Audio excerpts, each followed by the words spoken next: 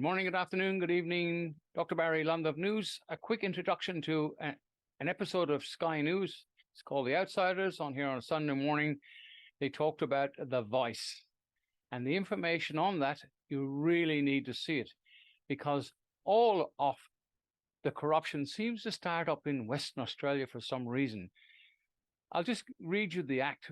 WA Separation Act of 2003 and 2004 removed the monarch, Queen Elizabeth II, her heirs and successors, removed the crown of the United Kingdom, removed and substituted the oath of allegiance. Treason and fraud? That's up to you to make up your mind. The last let's look at this. We had 46 referendums in Australia.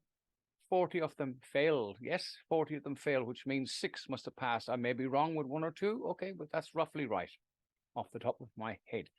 The next referendum we have, it'll be just like the ones we had for the elections. Remember, we have postal voting. The true meaning of a postal vote is one time when things were done, shall we say, honestly. Whoops, that's a naughty word. I do apologize for it. People voted, and in person, our men and women turned up and voted.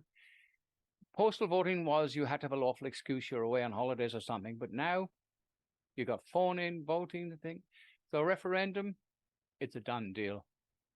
And I dare say, guys, whatever I say here is just a waste of time. It's not going to do anything. Anyway, further ado, have a look at this referendum. It just means that the voice on Sky News, the rates will go up because they'll be collecting taxes for each state. Everything starts in WA and dribbles down, and then you'll be paying more rates because it goes to the Aboriginal organization, which they talk about on Sky News. I know very little about it, but I'm trying to share what I do. Anyway, thanks for watching, guys. Take care and be wary of the voice of voting, because it's all done by criminal politicians yet to be convicted. Bye for now. The voice. The most disturbing but not surprising story I heard was one told to me by one of the locals. I wasn't at the event, and I have looked but can't find any reporting of the event, although I'm told the ABC was present, so I can't vouch 100% for the accuracy of the words, but I am reliably informed that at this meeting back in February, Pat Dodson, the respected Aboriginal elder and Labor West Australian senator, did all the usual stuff about how important recognition was and the voice being in the Constitution and so on, but was then asked by certain Indigenous members of the crowd, well, that's all very well, but what is in it for me specifically? Which is a perfectly reasonable thing for any individual to ask. Now, according to my source, Pat Dodson described the voice as a hook. He was quite specific. He said the voice is the hook that we get everything else, sovereignty, truth-telling, a treaty, and so on with. And then, he explained, once we have all of that, we get reparations. And that, he said, is when the money really starts to flow to every one of you. Now, as I say, I was not at the event, so I repeat, I cannot vouch for the accuracy of every word, but I do trust implicitly the person who told me the story. I've also asked Pat Dodson to confirm whether he said those words or not. What's more, the idea of the voice as a hook is writ large and clear in the Uluru Statement itself, which spells out that the voice is merely the first step in achieving all those other goals. Interestingly, I also learnt in Broome that many traditional West Australian Labor supporters loathe the voice, but they might support it only because they're concerned that Albanese will be damaged if the no vote wins. So I say to the Libs, be careful. Do not allow Albanese to paint the Yes campaign as support for him as along pro-Labor political lines. People should, obviously, vote yes or no to the voice based on the merits of the proposition and the argument, not on partisan political lines. Indeed, this weekend we learnt that more Indigenous Australians do not support the voice, and as we were discussing earlier, Rita, James and I, even some of those whose names appear as signatories on the Uluru Statement from the Heart are furious that they have been co-opted into the yes camp when they are vehemently opposed to the whole politicisation of Uluru and want the statement torn up or burnt.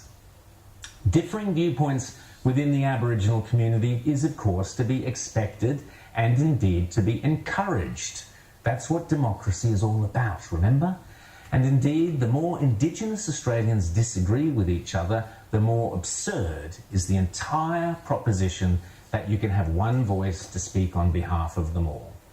Yet when those advocating for the voice run into any kind of disagreement, all they do is sneer at their opponents, like when Noel Pearson sneered at Mick Gooda, calling him a bedwetter. Mick Gooda's wrong. He's never been involved in the process that led to the Uluru Statement from the Heart. He had no involvement. He was running the Dondale inquiry in the Northern Territory that, so far as I can gather today, has produced nothing. This is what little Mickey Gooda's done here. He's wetting the bed far too early in the day. So this is what the proponents of the voice will do to those who disagree with them, Indigenous or not. They'll just tear them down and smear them. Nice. While in WA, a friend also sent me this email written by the Kimberley-Pilbara Cattlemen's Association, who are urging a delay in the implementation of what I mentioned on the show last week, the West Australian Aboriginal Cultural Act, which is due to come into force in less than a fortnight's time on July the 1st. Unsurprisingly, they, the Cattlemen's Association, and many, many other West Australians are extremely unhappy about this act. And I quote, "On July 1, the new Aboriginal Cultural Heritage Act comes into force, bringing with it a raft of obligations for landholders, businesses, workers and individuals. For those with land holdings 1,100 square metres or larger, which is equivalent to the old quarter-acre block, you have to determine if Aboriginal cultural heritage applies to your land before undertaking any ground-disturbing activity." The newsletter goes on. Section 12 of the new Act describes Aboriginal cultural heritage as, quote, "the tangible and intangible elements that are important to the Aboriginal people of the state and are recognised through social, spiritual, historical, scientific or aesthetic values as part of Aboriginal tradition. This can include an area, an object or a group of areas which are called the cultural landscape." Quote, "The new laws look like a red tape nightmare," say the Kimberley-Pilbara Cattlemen's Association. But here's the most worrying part. Many of those affected don't know what their obligations are, and there are some very stiff penalties, including prison time, for getting it wrong and causing harm to Aboriginal cultural heritage, even by accident. We learned in March that a West Australian man is facing 9 months jail and a $20,000 fine for building a creek crossing on his Tudier property in an alleged breach of the state's Aboriginal Heritage Act. Wow, they're not mucking about, are they? But it gets worse, and this is where every single homeowner, not in WA, but across the whole of Australia, needs to sit up and take note. Quote, "It would be easy to think of this as a rural or remote issue. That is not the case. There are significant areas of the Perth metropolitan region with registered Aboriginal cultural heritage, thousands of them. The legislation is extremely broad," says the newsletter. "Removal of just a tiny amount of soil from the site. There are requirements surrounding amounts as little as 20 kilograms, the size of a bag of cement, or even 10 kilograms, or even 5 kilograms. That's just 5 of these, a 1 kilogram pack. 5 of these, that amount of soil you remove from your own property may well trigger the need for a permit depending upon the location and which activity tier you are in. So let's just be clear here. If you live on any ordinary suburban WA home over 1,100 square metres and you want to dig a new flower bed, or plant a few trees, a couple of azaleas out the back, or put in a pool, or a deck, or a kid's swing, or a sand pit, and it involves digging up and removing potentially as little as 5 kilograms, that's 1 kilogram, 5 of these, depending on what tier you are in, you may have to apply for a permit.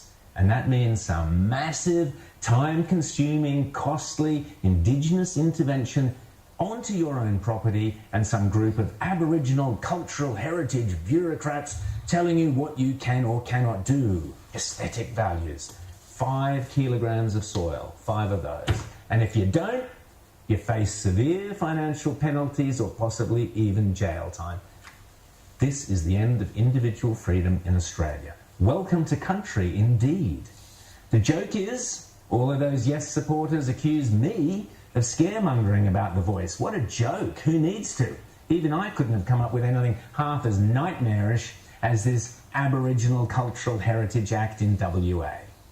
The email from the Kimberley and Pilbara Cattlemen's Association asks some very pertinent questions, such as why hasn't the government, the Labor government, provided a transition period? No, they normally like transitions, but not in this case, obviously. Why hasn't the government put its permit system online months ago so that people might become familiar with the laws before they go live in less than 2 weeks' time? Why hasn't the government advertised in the paper, on TV and on social media to advise anybody about these changes?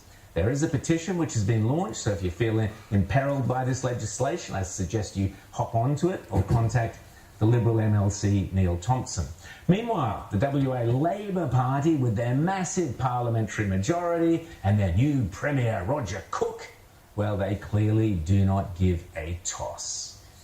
If you vote yes for the voice, don't be surprised what else they hook onto it. What insanity and lefty lunacy awaits you. You'd have to have rocks in your head to vote yes. You'd have to have rocks in your head. But that's okay, because if you're in WA, you can dig up a few from your rockery. Oh, oops, no, not without an Aboriginal Cultural Heritage permit, you can't.